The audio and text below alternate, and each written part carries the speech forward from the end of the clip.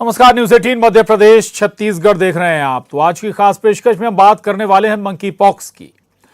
दुनिया अभी कोरोना की महामारी से उबर भी नहीं पाई है और दुनिया की बड़ी आबादी को अभी कोविड की वैक्सीन भी नहीं लग पाई है। ऐसे में एक नया खतरा मंकी पॉक्स अफ्रीका के रास्ते दूसरे देशों में अपने पैर पसारने लगा है। अफ्रीका से होते हुए मंकी पॉक्स नाम की यह बीमारी अमेरिका, कनाडा होते हुए कई यूरोपीय देशों में पहुंच रही है। फिलहाल इसके मामले तो कम मिले हैं, लेकिन यह खतरा बड़ा होता हुआ नजर आ रहा है।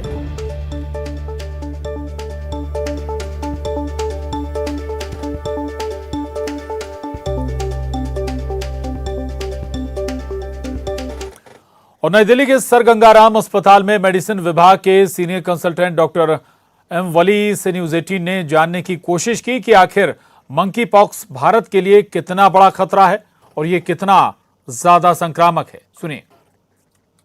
एक और दुर्लभ संक्रमण अब सामने आ रहा है जिसे मंकी पॉक्स कहते हैं। क्या होता है ये मंकी पॉक्स? पूरे मसले पर हमारे साथ बात करने के लिए मौजूद है सीनियर डॉक्टर एम वली। सर, कोविड तो लोगों ने सुना, उसके बाद अब मंकी पॉक्स जैसे संक्रमण के बारे में भी लोग सुन रहे हैं। ये क्या होता है, इसके क्या लक्षण होते हैं? ये बिल्कुल चिकन पॉक्स की तरह का एक वायरस होता है और ये वायरस अफ्रीका में पाया जाता था, सेंट्रल अफ्रीका में। वहाँ एक रेन फॉरेस्ट जोन है, उस जोन से निकलकर अब चूंकि ये वायरस यूरोप में और स्पेन वगैरह कई नई कंट्रीज़ में, करीब 18 ऐसी कंट्रीज़ में पहुँच गया है जो एंडेमिक जोन्स इसके नहीं कहलाते हैं, तो ये चिंता का कारण बन गया है। अब चूंकि ट्रैवल इतना ज़्यादा होता है, अफ्रीकन कंट्रीज़ में भी लोग जाते हैं, तो कहीं ना कहीं ट्रैवल रिलेटेड स्प्रेड तो है इसका। और हम अभी बहुत सारे वायरसेस को पहचानने लगे हैं। कोविड के बाद हमने वो टेक्नोलॉजीज़ डेवलप कर ली हैं जिनसे हम वायरस को आइसोलेट कर सकते हैं, तो ये मंकी पॉक्स भी आइसोलेट हो गया। सबसे पहले इसमें यूके से इसका शुरू हुआ, तो यूके में इन्होंने आइडेंटिफाई किया कि ये तो पॉक्स लाइक वायरस है और इसमें लक्षण भी स्किन में होते हैं। हालांकि बहुत ख़तरनाक नहीं है, डेथ्स इतनी कॉमन नहीं है इसमें, लेकिन 12 से 14 दिन के इंक्यूबेशन के बाद ये अपना कमाल दिखाता है और स्किन में लीजन्स करता है और आंखों को भी इन्वॉल्व करता है, इसलिए ये बहुत ज़्यादा खतरनाक हो जाता है। तो सर, ये लक्षण किस तरीके के हैं? मतलब कैसे लोगों को पता चले, या मतलब कैसे दिखते हैं, क्या है ये? इसको आइडेंटिफाई करने के लिए इसकी जो रैश है उसको आइडेंटिफाई करना पड़ेगा। देखिए, लक्षण हर वायरल बीमारी के करीब करीब एक से होते हैं। वो लक्षण होते हैं बुखार आना, स्किन में रैश होना, आइज़ का इन्वॉल्वमेंट होना, नाक से सिक्रीशन आना, कभी कभी कॉम्प्लिकेट हो जाता है वायरल इन्फेक्शन तो निमोनिया का हो जाना, और ऐसे केसेस फिर ये सीरियस हो जाते हैं। तो मंकी पॉक्स का क्योंकि कोई ट्रीटमेंट नहीं है, ये वायरल इलनेस है, तो इसको आइडेंटिफाई करके कॉम्प्लिकेशन से रोकना ही इसका मैनेजमेंट है। इसकी रैश के बारे में जब हम बात करते हैं तो वो रैश भी कई तरह की हो सकती है। हमारे यहाँ बेसिक 5 तरह की स्किन रैशेज होती हैं। फ्लैट रैश होती है, मैक्यूल, पैप्यूल, ब्लिस्टर और उसमें पनियाला जिसको कहते हैं, तो ये सब तरह की, और स्कैब भी बन जाता है बाद में। तो सब तरह की रैश जो है, मैक्यूल, पैप्यूल, पस्चूल, जैसे पस फील्ड को पस्चूल कहते हैं, और बाद में वो सूख जाता है तो उसको हम स्कैब कहते हैं। तो हर तरह की रैश होती है। और स्कैब की बात मैं इसलिए कर रहा हूँ, वो खुरन जिसको हम कहते हैं, वो उसमें वायरस बहुत ज़्यादा होता है, इसके सिक्रीशन में वायरस बहुत ज़्यादा होता है, तो उससे ये एक व्यक्ति से दूसरे व्यक्ति में फैल सकता है। खांसी का जो बलगम सिक्रीशन, आंसू हैं, उन सिक्रीशन से भी ये फैल सकता है। और जब ये आई में जाता है तो आई को इन्वॉल्व करता है, कंजंक्टिवाइटिस करता है। तो ये फैलने वाला वायरस है, इसलिए इसके लिए सचेत रहना है। तो मंकी पॉक्स, और आज मंकी पॉक्स का अगर हम जिक्र करें तो विश्व के कई देशों तक मंकी पॉक्स वायरस पहुंच चुका है। कहा यह जा रहा है कि अफ्रीकी देशों से यह वायरस धीरे धीरे विश्व में फैलता हुआ नजर आ रहा है, इसलिए ये चिंता का सबब भी है। और आज इसी पर हम विशेषज्ञों से चर्चा करेंगे, बात करेंगे। हमारे साथ डॉक्टर राजेश गुप्ता हैं, एमडी मेडिसिन। बहुत स्वागत है डॉक्टर राजेश आपका न्यूज 18 पर। डॉक्टर सुहास यादव हमारे साथ हैं, आयुर्वेदाचार्य, आपका भी बहुत स्वागत है डॉक्टर सुहास। और डॉक्टर राजेश, आपसे समझना चाहूंगा, मंकी पॉक्स ये हो सकता है कि पहले से हमारे मौसम में मौजूद हो, हमारे जलवायु सब जगह मौजूद हो, लेकिन बहुत ज्यादा इसकी चर्चाएं नहीं हुई हैं, लोग जानते नहीं हैं। नया नाम है मंकी पॉक्स। थोड़ा सा बताइए क्या है ये, आम भाषा में आम जनता भी समझ सके। डॉक्टर राजेश। ये एक प्रकार का ये एक प्रकार का वायरस इन्फेक्शन ही है जो काफ़ी स्मॉल पॉक्स से मिलता जुलता है। इसकी चर्चा या जानकारी हम लोगों को मतलब आम जनता को इसलिए नहीं है क्योंकि अभी तक ये सिर्फ अफ्रीकन कंट्रीज़ में ही पाया जाता था और ये पहली बार हुआ है कि ये यूरोपियन कंट्रीज़ में पाया जा रहा है। और चिंता इसलिए है कि जिन मरीज़ों में आया है उनकी ट्रैवल हिस्ट्री बहुत ज़्यादा नहीं है अफ्रीकन कंट्रीज़ की, इसलिए ज़्यादा चिंता की बात हो रही कि इसलिए बाकी विश्व में भी फैल सकता है। और इसके अगर लक्षण के बारे में आप पूछेंगे तो लगभग स्मॉल पॉक्स जैसे ही लक्षण होते हैं। पहले बुखार होता है, बदन दर्द, बहुत ज़्यादा थकावट, उसके बाद जो है उसके रैशेस आने चालू होते हैं और गले में जो ग्रंथियां रहती है, लिम्फ नोड जिनको बोलते हैं, उसमें सूजन आके वो दिखने लगते हैं। ये मुख्य रूप से इनके लक्षण रहते हैं। जी, बहुत ज़्यादा चिंता करने की दरकार है क्या डॉक्टर राजेश? सवाल मेरा आपसे ही है, चूंकि हमने कोरोना संक्रमण जैसी महामारी को भी झेला है, ऐसे में कोई छोटी परेशानी भी आ जाए तो लोगों के अंदर डर बैठ जाता है। जी अभी मेरे हिसाब से अभी पैनिक करने जैसी कोई बात नहीं है क्योंकि एक तो हमारे देश में अभी है नहीं और ज़्यादातर ये सेल्फ लिमिटिंग डिजीज होता है। जो वायरल इन्फेक्शन बाकी सर्दी खांसी बुखार जैसे रहते हैं वैसे इसमें भी ये धीरे धीरे खुद ही ठीक हो जाता है। हालांकि कॉम्प्लिकेशन इसके होते हैं निमोनिया जैसा होने का, लेकिन रिस्क बहुत कम है। इसलिए मेरे हिसाब से बहुत ज़्यादा पैनिक करने की ज़रूरत नहीं है, लेकिन फिर भी सावधानी रखने की ज़रूरत ही तो है ही। जैसा हमने कोविड में किया था, आम जनता ने किया था, दूरी बनाए रखना, हाथ अच्छे से वॉश करना। जो ये इन्फेक्टेड पेशेंट रहते हैं मंकी पॉक्स के, इनके जो सिक्रीशंस आते हैं उससे बचाव करके रखना, तो उसका सबसे अच्छा तरीका यही है कि दूरी बना के रखें और सस्पेक्टेड पेशेंट से दूर रखें। जी बिल्कुल, ये जो बेसिक चीज़ें हैं जिनका ख्याल रखना है ताकि मंकी पॉक्स से बचा जा सके। डॉक्टर सुहास, आयुर्वेद में क्या इस तरह की किसी बीमारी की पहचान अभी तक हुई है?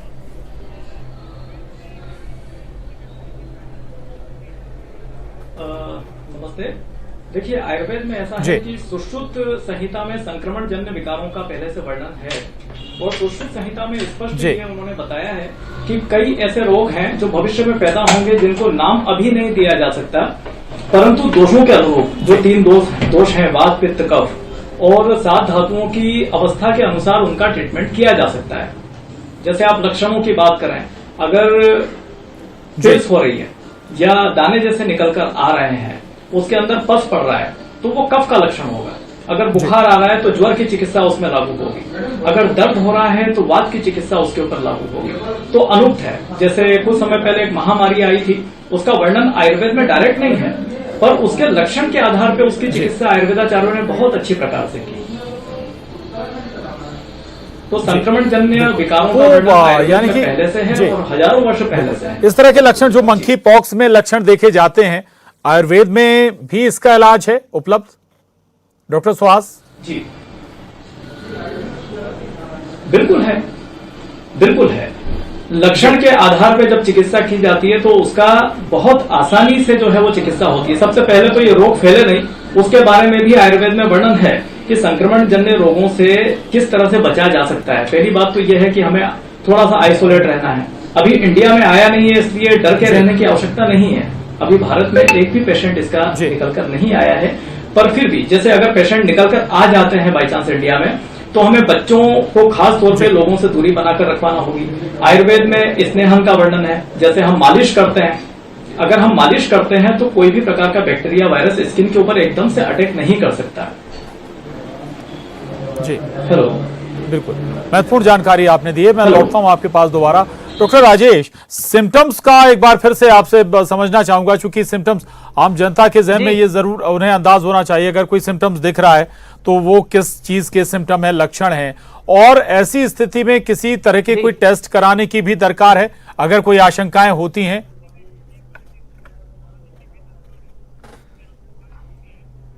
जी देखिए, सिम्टम तो जो है 5 से 14 दिन के बीच में चालू हो सकते हैं जब भी वायरस आपकी बॉडी में एंटर करता है।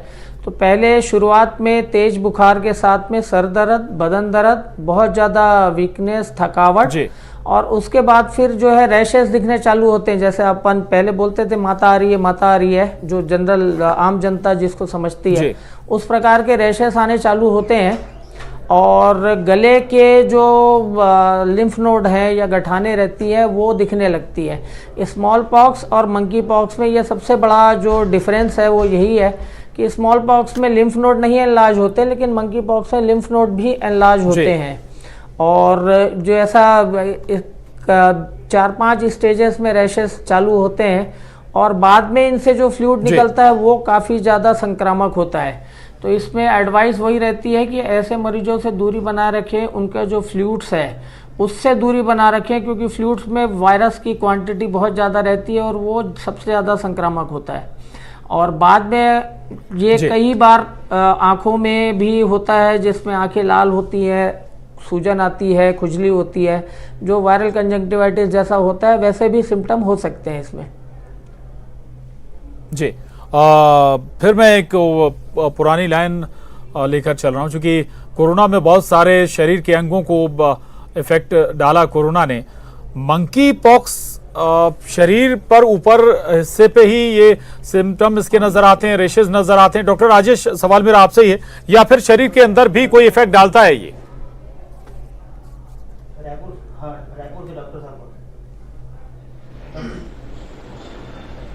जी डॉक्टर राजेश, शरीर के अंदर के किसी पार्ट्स को भी डैमेज करता है क्या मंकी पॉक्स?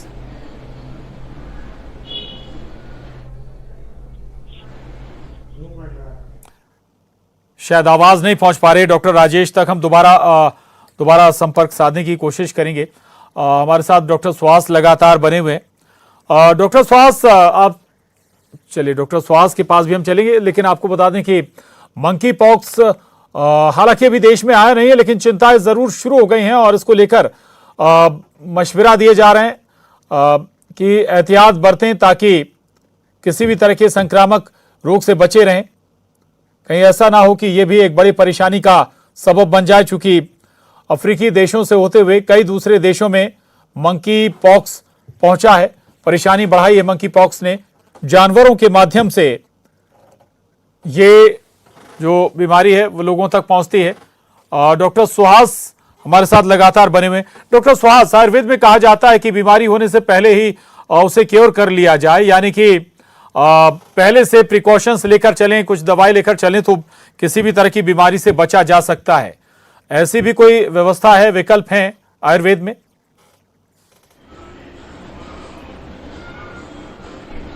बिल्कुल, आयुर्वेद में रोग प्रतिरोधक क्षमता बढ़ाने के हिसाब से बहुत सारी चीजें बताई गई हैं। पहले तो खान पान, हम जिस प्रकार का खान पान खाते हैं उससे हमारे शरीर की रोग प्रतिरोधक क्षमता का निर्धारण हो जाता है। जैसे मैं आपसे एक बात बताना चाहूंगा कि 2 प्रकार के रस आपस में नहीं लेना चाहिए। जैसे गर्म के साथ आप ठंडा ले रहे हैं या नमकीन के साथ आप मीठा ले रहे हैं, इस प्रकार से सेवन अपने को नहीं करना है। स्नेहन मालिश का प्रयोग हमें अपने शरीर के ऊपर करना चाहिए, इससे इन्फेक्शन फैलने के खतरे कम रहेंगे। मैं पुनः बोलूंगा कि मास्क का प्रयोग वापस से हमें थोड़े समय के लिए करना चाहिए। कारण ये है कि अगर कोई व्यक्ति छींक रहा है या इन्फेक्शन नाक के माध्यम से, मुंह के माध्यम से भी आ सकता है। इसमें संक्रमण त्वचा से त्वचा का संक्रमण हो सकता है। जैसे यह संक्रमण फैला हुआ है और अगर उससे पस निकल रहा है और अगर उससे कोई टचिंग हो जाती है तो संक्रमण फैलने के चांसेस 100% रहेंगे। पर अगर इस टचिंग के बीच में अगर तेल का आवरण हो, भले वो नारियल का तेल हो, भले वो तिल्ली का तेल हो, भले वो सरसों का तेल हो, अगर हम इससे मालिश कर लेंगे तो कहीं ना कहीं हम जो है वो अपने शरीर को प्रोटेक्ट कर लेंगे। इसी प्रकार से अश्वगंधा, गिलोय, चिरायता, तुलसी, ऐसी कुछ औषधियां हैं जिन औषधियों के नियमित प्रयोग से रोग प्रतिरोधक क्षमता में वृद्धि होती है। और रोग प्रतिरोधक क्षमता में अगर वृद्धि होती है और अगर ये रोग हो भी गया तो इसके उतने ज्यादा दुष्परिणाम नहीं होंगे जो अन्य लोगों को होंगे।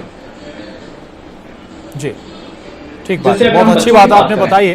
तो जी, अगर नियमित तौर पे करवाया जाए तो रोग प्रतिरोधक क्षमता उससे बढ़ती है। जी जी, बिल्कुल। बच्चों को सुरक्षित रखने के लिए भी उनकी भी रोग प्रतिरोधक क्षमता अगर बेहतर रहे तो कई रोगों से बचा जा सकता है। डॉक्टर राजेश, संक्रामकता का जिक्र यहाँ पर हो रहा है, थोड़ा सा ये भी समझाइएगा, केवल त्वचा के संपर्क में आने से ही ये संक्रामक या दूसरे तक पहुंचेगा, या फिर कोई छींके खांसे या फिर कुछ और ऐसे कोई जरिया भी हैं क्या जिनके माध्यम से ये दूसरे तक पहुंच सकता है मंकी पॉक्स?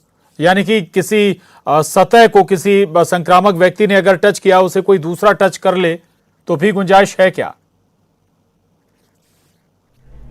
हाँ, ऐसा है पॉसिबिलिटी। सबसे पहले तो वही क्लोज कांटेक्ट वाला जो है, अगर मरीज के क्लोज कांटेक्ट में, और ख़ास तौर पे उसके जो फ्लूइड है वो संक्रामक रहता है। रेस्पिरेटरी भी जो है, खांसने से अगर मरीज खांस रहा है तो उसके जो ड्रॉपलेट्स निकलते हैं वो भी, उससे भी संक्रमण हो सकता है। हालांकि जैसा हमने कोविड में देखा है उतना सीरियस नहीं होता, उतना तेजी से नहीं होता, लेकिन एक थ्योरेटिकल पॉसिबिलिटी है कि मरीज जब खांसेगा तो वो 6 फुट तक उसका वायरस जो है जाएगा, तो इसलिए क्लोज कांटेक्ट से बचना चाहिए। और तीसरा, जो मरीज के बॉडी फ्लूइड्स हैं उससे जैसे संक्रामक होता है, तो मरीज जहाँ सो रहा है, जो बेडिंग है या जिस चीज़ को वो छू रहा है, अगर वो फ्लूइड उससे टच हो रहा है तो वो दूसरे पर्सन को लग सकता है, प्रोवाइडेड कि उनकी स्किन कहीं से ब्रेक हुई हो जहाँ से वो वायरस को एंट्री हो सकती हो, तो वो भी एक पॉसिबिलिटी है फैलने की। संक्रमण की तो है possibility, mainly close contact, fluid, और तीसरा ये रेस्पिरेटरी वाला, और ये इनके कपड़े में जो भी लगता है बॉडी फ्लूइड वगैरह पेशेंट का, उससे भी फैल सकता है ये। जी बिल्कुल। डॉक्टर राजेश, सवाल आपसे ही है मेरा। शुरुआती दौर में अभी तो ये कहा जा रहा है कि बहुत ज्यादा संक्रामक या बहुत ज्यादा घातक ये नहीं है, बहुत ज्यादा चिंता करने की दरकार नहीं, लेकिन ऐसा तो नहीं कि एक बार आने के बाद ये धीरे धीरे अपना स्वरूप बदले कोरोना के अंदाज में। और दूसरी बात ये कि प्लेग और एड्स जैसी बीमारियां भी जानवरों के माध्यम से लोगों तक पहुंची, आम जनता तक पहुंची, वैसी घातकता तो नहीं है इसमें? जी, अभी तक जो यूरोपियन कंट्रीज में जो भी पेशेंट आए हैं, अभी तक किसी की डेथ नहीं हुई है जी। तो इसमें 2 प्रकार के वायरस रहते हैं अफ्रीका के, एक कॉन्गो बेसिन वाला वायरस है और एक दूसरा वायरस है। तो कॉन्गो बेसिन वाला थोड़ा खतरनाक है, जो कि अभी तक यूरोपियन कंट्रीज में उतना नहीं मिला। अब चूंकि नई नई टेक्नोलॉजी आ गई है, जीनोम सीक्वेंसिंग हो गई है, तो यूरोपियन कंट्रीज में अभी तक तो ये बहुत मारक क्षमता इसकी नहीं है। लेकिन अगर आप लिटरेचर में देखेंगे तो इनका जो हम लोग मोर्टेलिटी रेट बोलते हैं वो 3.5% से 10% तक है। मतलब हर 10 में से 1 पेशेंट सीरियस हो सकता है। तो अभी फिलहाल तो वैसा नहीं लग रहा है, लेकिन जैसा आप आशंका जता रहे हैं, आगे चल के ये हो सकता है संक्रामक और ज़्यादा। जी बिल्कुल, ये भी आशंकाएं हैं। डॉक्टर सुहास, अगर ठीक है, अच्छी बात है, अभी तक देश में कोई भी मामला सामने नहीं आया, जी पॉसिबिलिटी रहेंगी। डॉक्टर सुहास, अगर खुदा ना खास्ता ये हमारे यहाँ भी संक्रमण पहुंच जाए, हमने कोरोना संक्रमण काल में देखा है कि आयुर्वेद ने बहुत महत्वपूर्ण योगदान दिया है। तमाम तरह की औषधियां कोरोना में कारगर रही हैं, और न केवल पहले बल्कि कोरोना संक्रमण होने के बाद में भी। मंकी पॉक्स में ऐसी क्या औषधियां हैं जिनका इस्तेमाल किया जा सकता है संक्रमण होने के बाद, खाने के तौर पर, लगाने के तौर पर?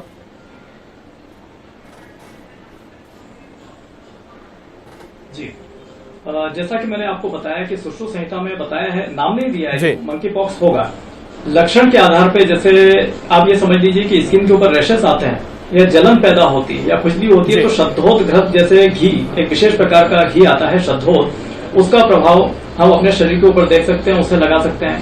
साथ में नारियल के तेल का प्रयोग नियमित, ये रोग हो या न हो, हम लोग तेल की मालिश अभी नियमित कर सकते हैं, उससे कहीं ना कहीं हमें लाभ होगा। दूसरी बात, अगर शरीर के अंदर गर्मी बढ़ती है, उष्णता जन्य विकार आते हैं, तो हमारे इसमें षडंग पानीय की व्यवस्था बताइए। षडंग पानीय नाम से विशेष प्रकार की औषधि होती है, उसके काढ़े बना के लिए जाते हैं। जी, आपने शायद सुना होगा, जब चिकन पॉक्स हुआ करता था तो नीम अपना बहुत अच्छा रोल अदा करता था। नीम का प्रयोग या नीम की पत्तियों से बनी हुई टैबलेट्स ली जाएंगी तो बहुत अच्छा काम करेंगी। इसमें चिरायते का बहुत अच्छा रोल देखने के लिए मिलेगा। बिल्कुल बिल्कुल। तो आशा यही की जानी चाहिए कि हम पहले से तैयार रहें, और आयुर्वेद हो या एलोपैथिक हो, तमाम हर जरिए